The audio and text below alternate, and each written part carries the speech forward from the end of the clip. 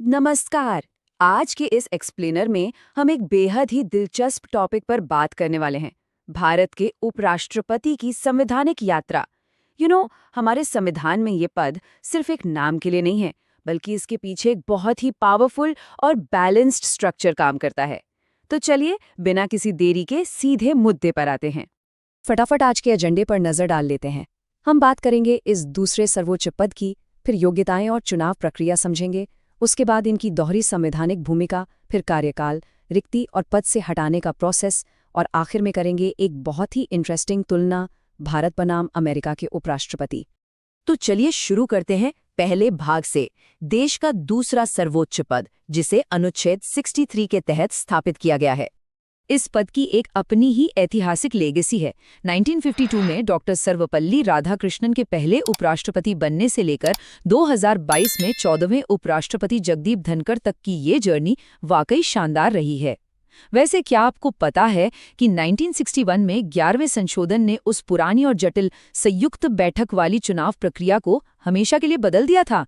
जी हाँ, बिल्कुल। अब आते हैं दूसरे हिस्से पर, योग्यताएं और चुनाव प्रक्रिया, यानी अनुच्छेद 66 को समझना। अब आप सोच रहे होंगे कि इस पद तक पहुंचने के लिए आखिर चाहिए क्या। सबसे पहले तो ये आंकड़ा देखिए, 35। अनुच्छेद 66 बिल्कुल साफ कहता है कि उम्मीदवार का भारतीय नागरिक होना, किसी लाभ के पद पर ना होना, राज्यसभा के लिए योग्य होना और कम से कम 35 वर्ष की आयु पूरी करना एकदम अनिवार्य है। लेकिन रुकिए, सिर्फ उम्र ही सब कुछ नहीं है। चुनाव के रेस में उतरने के लिए ही कम से कम 20 सांसदों का प्रस्तावक के रूप में और 20 का अनुमोदक के रूप में सपोर्ट चाहिए होता है। मतलब फॉर्म भरने के लिए ही 40 सांसदों का बैकअप। ये इसलिए है ताकि केवल सीरियस कैंडिडेट्स ही आगे आएं। है ना कमाल का फिल्टर? अब यहाँ एक बहुत ही क्रूशियल पॉइंट है। राष्ट्रपति और उपराष्ट्रपति के इलेक्टोरल कॉलेज में एक बड़ा फर्क होता है। उपराष्ट्रपति के चुनाव में संसद के दोनों सदनों के निर्वाचित और मनोनीत, जी हां, दोनों तरह के सदस्य वोट डालते हैं। लेकिन इसमें राज्यों की विधानसभाओं के सदस्यों का कोई रोल नहीं होता, वो पूरी तरह से बाहर रहते हैं। और ये जो वोटिंग होती है ना, इसका तरीका सुनने में थोड़ा टेक्निकल जरूर लगता है। एकल संक्रमणीय मत के माध्यम से आनुपातिक प्रतिनिधित्व। आसान भाषा में कहें तो चुनाव आयोग की देखरेख में होने वाला ये एक कॉम्प्लेक्स सीक्रेट बैलेट सिस्टम है।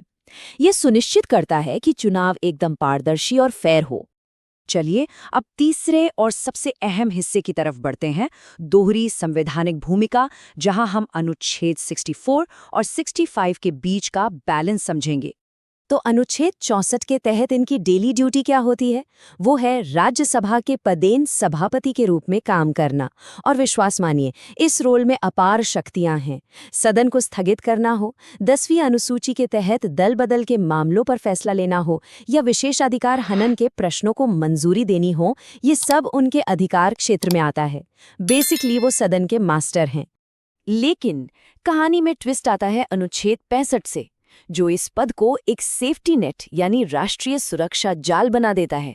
इमेजिन कीजिए, अगर अचानक राष्ट्रपति का पद खाली हो जाए, तो ऐसे में उपराष्ट्रपति तुरंत कार्यवाहक राष्ट्रपति बन जाते हैं। उस दौरान राज्यसभा के सभापति का काम रुक जाता है और उन्हें राष्ट्रपति की सभी शक्तियां, उन्मुक्तियां और वेतन मिलने लगते हैं। ये सच में एक ब्रिलियंट सिस्टम है। आइए अब चौथे भाग पर चलते हैं, कार्यकाल, रिक्ति और पद से हटाना। अनुच्छेद 67 के तहत इसकी क्या एग्जिट स्ट्रैटेजी है, वो देखते हैं। नॉर्मली अनुच्छेद 67 के हिसाब से कार्यकाल पूरे 5 साल का होता है। हालांकि वो तब तक अपनी कुर्सी पर बने रहते हैं जब तक नया उपराष्ट्रपति कार्यभार नहीं संभाल लेता। और हाँ, अनुच्छेद 68 साफ साफ कहता है कि 5 साल खत्म होने से पहले ही नए चुनाव हो जाने चाहिए, कोई गैप नहीं होना चाहिए। वैसे यहाँ एक कंफ्यूजन अक्सर होता है, अविश्वास प्रस्ताव और उपराष्ट्रपति को हटाने के संकल्प के बीच। इसे क्लियर कर लेते हैं। अविश्वास प्रस्ताव सरकार को टेस्ट करने के लिए लोकसभा में आता है, लेकिन उपराष्ट्रपति को हटाना एक पूरी तरह से अलग और फॉर्मल रेजोल्यूशन है, जिसकी शुरुआत सिर्फ और सिर्फ राज्यसभा से ही हो सकती है। तो अगर उन्हें हटाना ही हो तो अनुच्छेद 67B के तहत उसका प्रोसेस क्या है? बहुत ही स्ट्रिक्ट 3 स्टेप्स हैं।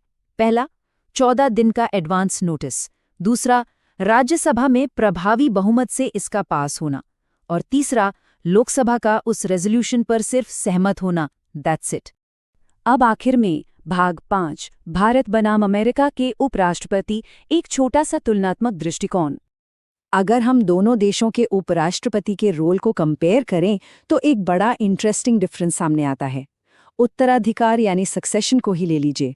अमेरिका में अगर राष्ट्रपति का पद खाली होता है तो उपराष्ट्रपति बचे हुए पूरे कार्यकाल के लिए नए राष्ट्रपति बन जाते हैं। लेकिन भारत में हमारे उपराष्ट्रपति सिर्फ तब तक कार्यवाहक राष्ट्रपति रहते हैं जब तक नए चुनाव नहीं हो जाते हैं। है ना एकदम अलग अप्रोच? तो इस पूरे एक्सप्लेनेशन के बाद एक सवाल तो दिमाग में आता ही है, क्या उपराष्ट्रपति की ये यूनिक दोहरी भूमिका, एक तरफ राज्यसभा का सभापति और दूसरी तरफ देश का एग्जीक्यूटिव सेफ्टी नेट, क्या ये हमारे संसदीय लोकतंत्र में सत्ता का एक परफेक्ट बैलेंस बनाती है? जरा सोचिएगा इस बारे में। ये हमारे संविधान की एक ऐसी खूबी है जो वाकई हैरान करती है। आज के लिए बस इतना ही। सोचने के लिए बहुत कुछ है।